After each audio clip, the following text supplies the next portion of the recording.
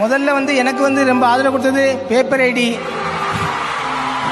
அதுக்கப்புறம் பேப்பர் ஐடினா எனக்கு யாரும் தெரியாது, முகம் இல்லாத பேப்பர் ஐடி. ஆனால் அவங்களால தான் நான் இவ்வளோ தூரம் வந்திருக்கேன்.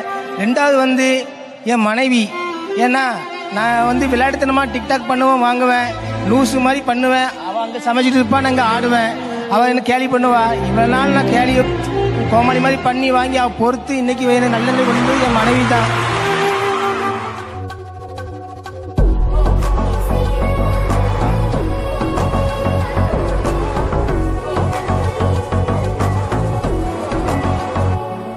அல்ல போன பாட்டா போடுறா.